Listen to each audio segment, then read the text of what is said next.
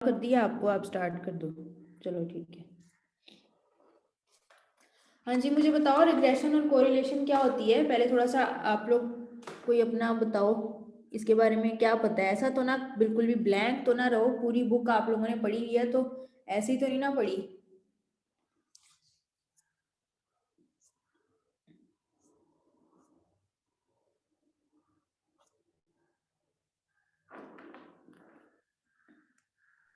Ma'am, the degree of strength of relation between two variables is called correlation.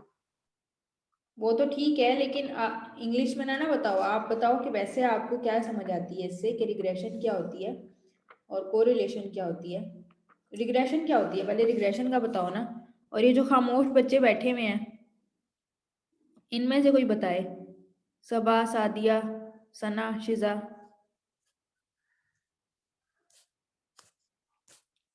और roll number 644 आप कोई कोई class लेती हो।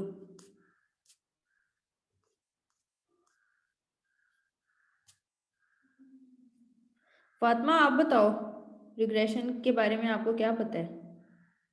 कुछ भी नहीं आप लोग बताते हो। इतना टाइम तो आप लोगों से यही पूछने में लग जाता है। 2 मिनट लगाया करो, जो भी आपको पता है वो बताओ, फिर आगे स्टार्ट करते हैं। मैम, रेग्रेशन में एक या एक से ज्यादा वेरिएबल्स होते हैं।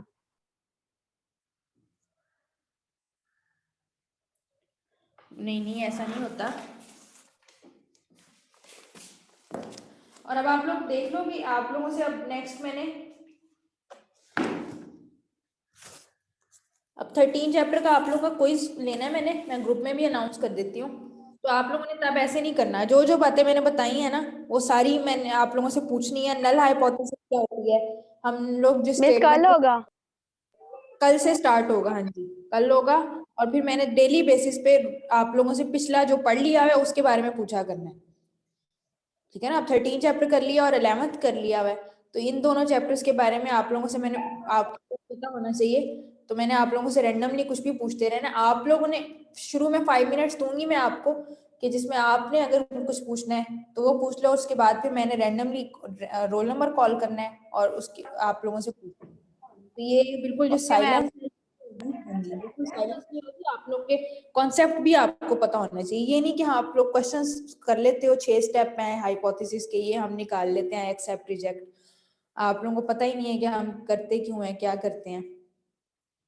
तो आप लोगों ने इस तरीके से वो करना है। और कल कल से आप लोगों का स्टार्ट होगा क्विज। और आप लोगों ने सारे हर किस्म के टॉपिक्स का, आपको 6 स्टेप्स है ना हाइपोथेसिस के, वो 6 के 6 का आपको पता होने चाहिए। स्टेप्स भी पता होने चाहिए और मेथड्स भी। टी टेस्ट, जी टेस्ट, मैं वो आज एक पेज एक और था वो भी सेंड कर दूंगी जिसमें मैंने लिखा था सारा कंबाइंड। वो आप लोगों को मैं सेंड कर दूंगी। आप लोगों ने अपनी तैयारी करनी है। ऐसा ना हो कि फिर आप लोगों ने पूरी बुक पढ़ लिया, आप लोगों को ये नहीं पता हाइपोथेसिस टेस्टिंग हम करते क्यों हैं। बस ये पता है कि हम एक्सेप्ट करते हैं, रिजेक्ट करते हैं, स्टेटमेंट होती है। ये नहीं पता कि क्या होता है। इसी तरह रिग्रेशन का भी ना पता हो कि क्या होता है, नॉर्मल डिस्ट्रीब्यूशन का भी। ऐसा नहीं होना चाहिए।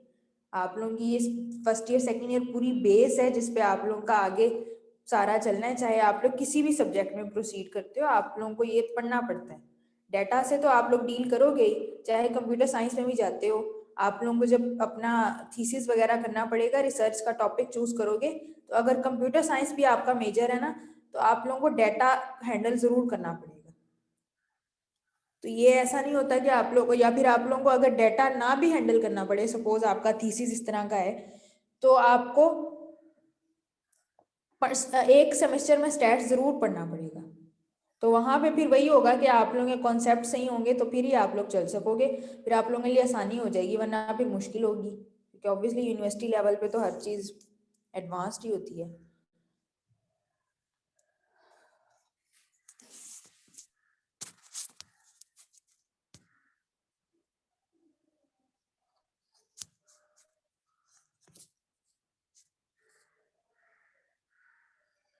चलो अब आप लोग देखो रिग्रेशन और कोरिलेशन क्या होती है। रिग्रेशन पहले देख लेते हैं। रिग्रेशन होती है आपके पास कोई से दो वेरिएबल्स है ना, दो चीजों के आपस में, वेरिएबल भी छोड़ दो, वेरिएबल्स तो हम स्टैट्स की लैंग्वेज में उसे वैसे शो करने के लिए यूज करते हैं ना। तो आप लोगों के पास दो कोई सी चीजों के दरमियान, फिलहाल हम सिंपल रिग्रेशन पढ़ेंगे, तो आप लोगों के दो चीजों के दरमियान क्या हो, लीनियर रिलेशनशिप को फाइंड करना हो, तो हम लोग क्या यूज करते हैं, रिग्रेशन यूज करते हैं। अब इसकी एग्जांपल आप लोग ले लो कि जैसे एक उन्होंने दो डिफरेंट वेरिएबल का आपस में उन्होंने रिलेशनशिप देखना है कि एक चीज उसमें दूसरी चीज पे कितनी डिपेंड कर रही है, कैसे डिपेंड कर रही है, उनका आपस में क्या रिलेशनशिप है। ठीक है, फॉर एग्जाम्पल यहाँ पे आप लोगों को दिया हुआ है स्टडी आवर्स का, कर लो आप लोगों के क्या है, एक आपके पास वेरिएबल्स तो हम लोग खुद से डिनोट कर देते हैं ना स्टैट्स में कि हमने उसको उसका एनालिसिस करना है, तो हम उसको वेरिएबल्स और कांस्टेंट्स की फॉर्म में यूज करते हैं। एक को हम स्टडी आवर्स, एक हमारे पास डाटा किस चीज का, स्टडी आवर्स है, डिफरेंट स्टूडेंट्स के डिफरेंट स्टडी आवर्स हैं कि कौन कितने आवर्स पढ़ता है, और दूसरा उसके बाद उसके क्या है, मार्क्स हैं। तो हमने अब देखना है रिलेशनशिप रियल लाइफ में, ये बड़ी सिंपल एग्जांपल है कि हम कह देते हैं कि स्टडी मार्क्स का अफेक्ट क्या है, यानी कि मार्क्स कैसे अफेक्ट करते हैं स्टडी आवर्स की उस पे। तो फिर आप लोग क्या कहोगे, यानी कि आपस में एक दूसरे पे ये कितने डिपेंडेंट है, कितने किस मार्क्स आपके किस तरह से डिपेंड कर रहे हैं स्टडी आवर्स पे। ऑब्वियसली हमें जनरल तो नॉलेज पता है कि जो जितना ज्यादा स्टडी आवर्स को यूज करेगा, जितना ज्यादा पढ़ेगा, उसके उतने ही अच्छे मार्क्स आएंगे। तो हम जो, यानी कि इस केस में क्या है, मार्क्स किस चीज पे डिपेंड करते हैं, आपके स्टडी आवर्स पे। तो हम ये देखते हैं कि एक वेरिएबल हमारे पास, या एक जो भी हमारे पास स्टडी वेरिएबल है उसको हमारे उस पे किस तरह से डिपेंड कर रहा है दूसरे किसी वेरिएबल पे। तो इस सिंपल एग्जांपल में आप लोग मार्क्स और स्टडी आवर्स की एग्जांपल है, तो हम जो डिपेंड कर रहा है उसको y कह देते हैं, और जिस पे डिपेंड कर रहा है वो उसको हम x कह देते हैं। ठीक है, ये आप लोग और से सुन लो कि जो डिपेंड कर रहा होता है y क्या है, डिपेंडेंट है, और x आपके पास खुद इंडिपेंडेंट होता है जिसपे y डिपेंड कर रहा होता है ना। मार्क्स डिपेंड करते हैं आपके स्टडी आवर्स पे कि मार्क्स कितने आएंगे, ये आउटकम आपका कौन डिटरमिन करेगा, स्टडी आवर्स डिटरमिन करेंगे कि आपके मार्क्स कितने आने वाले हैं, आप कितने घंटे पढ़ते हो उस हिसाब से। तो आपके पास मार्क्स को हम जो डिपेंडेंट है, जो डिपेंड कर रहा होता है उसको y कहते हैं हमेशा, इसको कभी भी उल्टा ना करना, यहाँ पे चॉइस नहीं होती है क्योंकि नॉर्मली हम y को यूज करते हैं, तो यहाँ पे अगर उलट कर दोगे तो वो आपका गलत हो जाएगा, क्योंकि हम लोग डिपेंडेंट को हमेशा y से ही शो करते हैं। और x आपका क्या होता है, इंडिपेंडेंट, जिस पे वो डिपेंड करता है ना। अब आप लोग जो अब देख लो कि इसके अलावा यहाँ पे और एग्जांपल दी हुई है, फैमिली इनकम और फैमिली एक्सपेंडिचर्स वो है। इसके अलावा आपके पास, यानी कि उन्होंने कहा है कि दो चीजों के दरमियान जो भी रिलेशनशिप होगा ना, ये उसको क्या कहेंगे, रिग्रेशन। अब रिलेशनशिप इस वजह से भी मैं कह रही हूँ कि रिग्रेशन और कोरिलेशन दोनों क्या है, रिलेशनशिप ही डिटरमिन करते हैं कि दो वेरिएबल्स के दरमियान क्या रिलेशनशिप है। और वेरिएबल्स वही बात है, हम इस वजह से कह देते हैं कि यहाँ पे कुछ और भी आ सकता है, ये तो जस्ट एक एग्जाम्पल थी, स्टडी आवर्स थी, मार्क्स इस तरह से थी, तो आपके पास और भी कितनी सारी एग्जांपल्स आ जाती हैं यहाँ पे। तो वेरिएबल वही चीज होती है जो वेरी कर सकती है, तो y आपका हर दफा तो मार्क्स नहीं रहेगा, तो इस वजह से हम कहते हैं दो वेरिएबल्स के दरमियान। अब हमारे पास वेरिएबल्स क्या होते हैं, जो भी हमारे पास अंडर स्टडी जिस चीज का हमने रिलेशनशिप फाइंड करना है, रियल लाइफ रिलेशनशिप, उसको हम देखते हैं तो हम उसको y कह देते हैं जिसका रिलेशनशिप देखना होता है, और जिस पे उसका अफेक्ट क्या हो रहा है, वो इंडिपेंडेंट वेरिएबल कौन सा है, उसको हम x कह देते हैं। यहाँ पे उन्होंने काफी ज्यादा एग्जांपल्स भी दी हैं, आप लोग ये देखो यहाँ पे क्या कहा है, in many fields such as business, economics, administration, exact relations are not generally observed but rather statistical relationship prevail. अच्छा, अब आप लोग एक चीज देखो, यहाँ पे उन्होंने कहा है कि एग्जैक्ट रिलेशनशिप हमें नहीं पता होता, हमें क्या होता है, स्टैटिस्टिकल रिलेशनशिप। इसका क्या मतलब है, इस बात का ये मतलब है कि हमारे पास स्टैटिस्टिकल जो रिजल्ट्स है ना वो ऑन एवरेज ट्रू होते हैं। इस बात का आप लोगों को पता है कि नहीं पता, हमारे पास हम ऑन एवरेज रिजल्ट्स निकालते हैं ना, हम ऐसा तो नहीं कहते कि यही मीन की वैल्यू है या यही क्लास की ऐसी। मीन क्या होता है, बैलेंसिंग पॉइंट होता है ना, जो क्लास को ओवरऑल रिप्रेजेंट कर रहा होता है। तो यहाँ पे ऊपर नीचे भी हो सकता है, तो हम कहते हैं कि ऑन एवरेज हमारे रिजल्ट्स क्या होते हैं, statistical results on average true होते हैं, और इसमें एरर टर्म भी होती है। अगर आप लोगों ने एरर्स पढ़े हैं तो आप लोगों को पता है कि एरर टर्म भी साथ में ऐड हो रही होती है, कि आप लोगों के पास थोड़ी बहुत जो हमारी माइनर ऊपर नीचे पॉपुलेशन से जो ट्रू वैल्यू से हमारी जो वैल्यू है वो अगर कम है या ज्यादा है तो हम उसको एरर कंसीडर कर देते हैं। वैसे एरर मिस्टेक नहीं होती है, लेकिन स्टैटिस्टिकल रिजल्ट्स हमारे बिल्कुल 100% एक्यूरेट नहीं होते। वो क्या होते हैं, हमारे ऑन एवरेज ट्रू होते हैं। ठीक है, ऐसा नहीं होता कि वो कंप्लीटली ट्रू है, वो ऑन एवरेज ट्रू है। तो हम क्या है कि दो चीजों के दरमियान हमने जनरल रिलेशनशिप देखना है, हमने ये नहीं देखना कि एग्जैक्ट कितने स्टडी आवर जो है वो जरूरी है इतने मार्क्स के लिए। ऐसा तो नहीं होता ना, हम जस्ट आपको एक ओवरव्यू, एक वैल्यू दे देते हैं कि इतने स्टडी आवर्स हैं तो इतने मार्क्स हैं। ये एक थोड़ा सा रफ सा रिलेशनशिप है। ठीक है, तो जितना एक्यूरेट हमसे हो सकता है हम उतना एक्यूरेट बता सकते हैं, लेकिन ऐसा नहीं होता कि हम कहें कि 100% यही है कि जिस कितने स्टडी आवर्स आप लोग करोगे, यूज करोगे, पढ़ोगे, तो फिर आप लोग के 10 मार्क्स आएंगे, अदरवाइज नहीं आएंगे। ठीक है, ऊपर नीचे हो सकता है ऑब्वियसली। तो ये आप लोग का यहाँ पे क्या है कि हम लोगों ने दो चीजों के दरमियान, दो वेरिएबल्स के दरमियान, और रियल लाइफ में क्या है, दो चीजों के दरमियान हमने जब रिलेशनशिप फाइंड करना हो कि एक चीज दूसरे पे कितनी डिपेंड कर रही है, तब हम क्या है उस चीज को, उस प्रोसेस को रिग्रेशन कहते हैं। अब यहाँ पे उन्होंने एग्जांपल्स काफी ज्यादा दी है। हाँ देखो यहाँ पे, for example the grade point Y scored by a student. हाँ उन्होंने यहाँ पे एक और रिलेशनशिप, यहाँ पे तो हमने स्टडी आवर्स और मार्क्स का किया हुआ है, उन्होंने किस चीज का दिया हुआ है कि हमारे पास ग्रेड पॉइंट वाई डिपेंड कर रहा है कॉलेज में वो जितने मार्क्स लेगा, वो डिपेंड करता है स्कूल में वो कितने मार्क्स लेता था। इस चीज का अगर हमने चेक करना है, अभी हम 100% नहीं कह सकते कि इतने मार्क्स, यानी कि हम कहते हैं ना कि हमने कॉलेज के मार्क्स चेक करने हैं उसके स्कूल के मार्क्स पे, यानी कि ये कॉलेज के मार्क्स डिपेंड करते हैं कि स्कूल में वो कितने मार्क्स लेता था। ये इंडिपेंडेंट होता है ना, और ये डिपेंड कर रहा है। हमने ये इसकी ये चेक करना है कि ये कितना डिपेंड कर रहा है कॉलेज में वो मार्क्स। ऑब्वियसली जब वो स्कूल में अच्छा पढ़ता था तो हम जनरली कह सकते हैं कि वो कॉलेज में भी अच्छे मेहनत ही करेगा, लेकिन फिर भी वही बात है, जरूरी नहीं है। तो हमने अगर इनका रिलेशनशिप डिटरमिन करना है तो हम रिग्रेशन मॉडल के जरिए, अब वो फिर नेक्स्ट को आ जाता है, अभी जस्ट इंट्रोडक्शन है, तो हम लोग इस रिग्रेशन को यूज करेंगे। इसके अलावा आपके पास क्या आ जाता है यहाँ पे, और क्या एग्जांपल है, the consumption expenditure Y of a household is related to its income. हाँ देखो यहाँ पे क्या है, consumption of a household, घर का जो खर्चा है वो किस पे डिपेंड करता है, इनकम पे। ऑब्वियसली ये तो बहुत ही ऑब्वियस बात है, लेकिन फिर भी हमने अगर डिटरमिन करना है, हम एक्स को इनकम कह देते हैं और वाई को क्या कह देते हैं, एक्सपेंडिचर। तो हम कह देते हैं कि घर का जो एक्सपेंडिचर है, जो भी खर्चा हमारा यूज होता है, वो किस पे डिपेंड करता है, इनकम पे। तो ये ऑब्वियस भी बात है, लेकिन हम अगर डिटरमिन करना चाहते हैं कि कितना डिपेंड कर रहा है इनके दरमियान आपस में, कितना स्ट्रॉन्ग रिलेशनशिप है या कितना वीक रिलेशनशिप है, तो उसके लिए हम रिग्रेशन का यूज करेंगे। इसके अलावा और क्या यहाँ पे है, the maintenance cost Y per year of an automobile is related to its age. देखो एक गाड़ी है, उसका हम कह देते हैं उसकी आपके पास मेंटेनेंस कॉस्ट, कि उसको मेंटेन करने के लिए आपको पता है ना, ट्यूनिंग वगैरह गाड़ियों और बाइक्स की ट्यूनिंग करते हैं, तो वो किस पे डिपेंड करती है, उसकी एज पे, कि गाड़ी कितनी पुरानी है। ऑब्वियसली ज्यादा पुरानी है तो कॉस्ट भी ज्यादा आती है, आप लोगों को पता है इस बात का। जबकि जो न्यू गाड़ी है उसकी ट्यूनिंग इतनी या न्यू बाइक भी है अगर, तो उसकी ट्यूनिंग में इतना खर्चा नहीं आता। तो कॉस्ट हम ये देखना चाहते हैं कि ये कितनी डिपेंड कर रही है इस पे। ये डिपेंड नहीं कर रहा, ये इंडिपेंडेंट है, एज इंडिपेंडेंट है। हमने एज का रिलेशन, एज को नहीं देखना कि एज किस चीज पर डिपेंड कर रही है, हमने इसको देखना है कि ये किस पे। ये बहुत रिग्रेशन और कोरिलेशन में मेन फर्क ही यही है। अभी कोरिलेशन मैं नहीं बता रही, लेकिन आप लोगों ने हमेशा ये देखना है कि हमने दो से ज्यादा भी होते हैं, लेकिन फिलहाल अभी हम दो का कर रहे हैं, कि हमने किस वेरिएबल पे वो डिपेंड कर रहा है, हमारा वाई। ठीक है, जो डिपेंड कर रहा है उसको वाई कह देते हैं। ये बहुत इंपॉर्टेंट चीज है, आप लोगों ने इसको कभी भी मिक्स अप नहीं करना। ये रिग्रेशन होती है, और रिग्रेशन और कोरिलेशन को कभी भी मिक्स नहीं करना।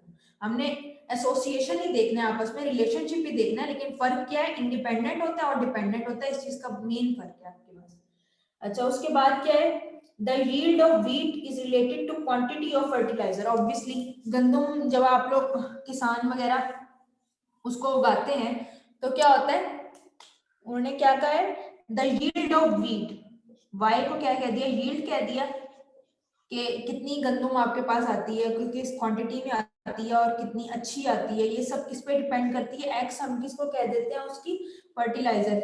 हम फर्टिलाइजर यूज करते हैं ना किसान, आप लोगों को पता है ना कि वो क्या यूज करते हैं, डिफरेंट फर्टिलाइजर्स, और भी बहुत चीजें यूज करते हैं। तो आप लोग ये मैं साथ साथ बताती जाऊंगी कि क्या क्या अफेक्ट होता है और किस चीज का। तो अगर हम चेक करना चाहते हैं गंदम की जो यील्ड है कि हमारे पास कितनी गंदम काश्त की है हमने, वो किस चीज पे डिपेंड करती है, हार्वेस्ट कितनी की हमने, फर्टिलाइजर्स पे डिपेंड करती है। हमने इन दोनों के दरमियान रिलेशनशिप अगर चेक करना है कि कितना स्ट्रॉन्ग रिलेशनशिप है, क्योंकि अगर अच्छा एक बात यहाँ पे देखो कि हम जस्ट यहाँ पे ये चेक करना चाह रहे हैं कि यील्ड फर्टिलाइजर पे कितनी डिपेंड करती है, सिर्फ एक चीज का रिलेशनशिप देख रहे हैं। वरना अगर आप लोग देखो तो गंदम की जो वो होगी वो क्या होती है, वीट की प्रोडक्शन ओवरऑल और किस किस चीज पे डिपेंड कर सकती है, सूरज पे भी डिपेंड करती है।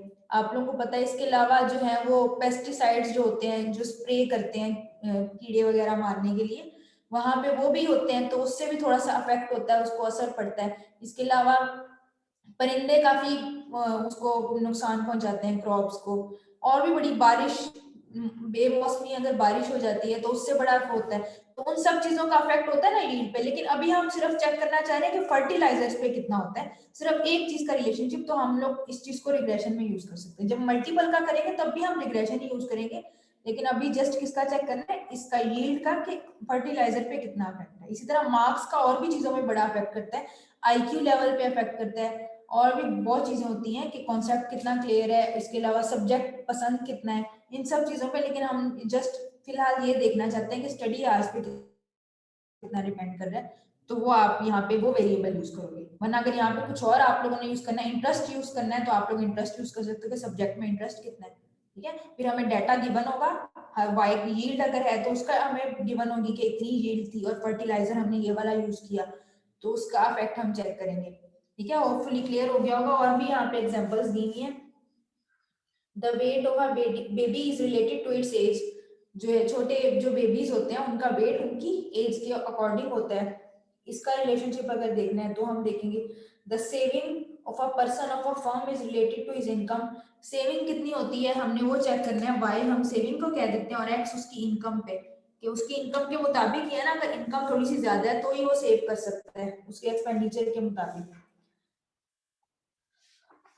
तो ये सब हम उसमें रिग्रेशन में करते हैं। चलो एक मिनट मैं स्क्रीनशॉट ले लूं आपके लिए।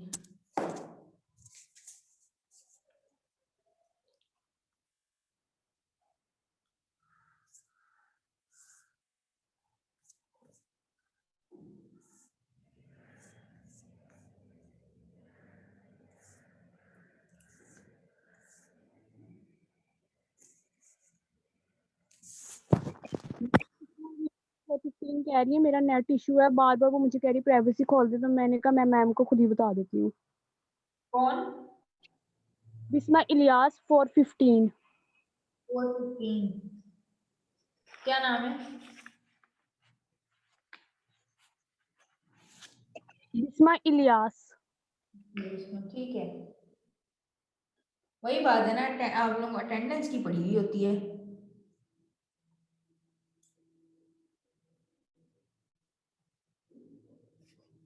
अच्छा अब आप लोग देखो यहाँ पे, इसको थोड़ा सा अब आप लोग, इतना काफी है वैसे आज के लिए, इसको आप लोग थोड़ा सा एक दफा रीड आउट कर लेना। कल ये सारा फिर हम स्टार्टिंग का कर लेंगे कि रिग्रेशन मॉडल कैसे बनाते हैं, लेकिन एक दफा रीड आउट जरूर कर लेना। अब आप लोगों को एक दफा मैंने स्टार्टिंग इसकी बता दी है। इसके नीचे यहाँ पे लिखा हुआ है कॉजल रिलेशनशिप, इसको जरा आप लोग रीजन इसकी पढ़ के आना। कॉज का मतलब क्या होता है, रीजन। तो कॉजल रिलेशनशिप के रीजन क्या होती है आपकी, इसके दरमियान जरा आपने ये इसको पैराग्राफ को पढ़ लेना, और रिग्रेशन एनालिसिस के इसके इंट्रोडक्शन को आप लोगों ने पढ़ लेना कि आप लोगों को क्या समझ आ रही है। फिर आगे हम ये चैप्टर वैसे आप लोगों को जल्दी उम्मीद है खत्म हो जाएगा, उसकी तरह का टाइम नहीं लगेगा। 14.1 है इसकी, और फिर आगे कोरिलेशन भी, कैलकुलेशन आसान है, इसकी कोई मुश्किल नहीं है। आप लोगों ने थोड़ी सी वो टाइम सीरीज में भी की नहीं है, उसी तरह का इसका मॉडल होता है। बाकी भी मैं आप लोगों को कल एक्सप्लेन कर दूंगी। अच्छा जो रिकॉर्ड कर रहा है फाइल का, आपने मुझे सेंड कर देनी है। Okay ma'am. ठीक है, हाँ मैं आपको मेल बता देती हूँ, आपने उस पर सेंड कर देनी है। चलो ठीक है, अल्लाह हाफिज। अल्लाह हाफिज। ओके मैम, अल्लाह हाफिज। अल्लाह हाफिज।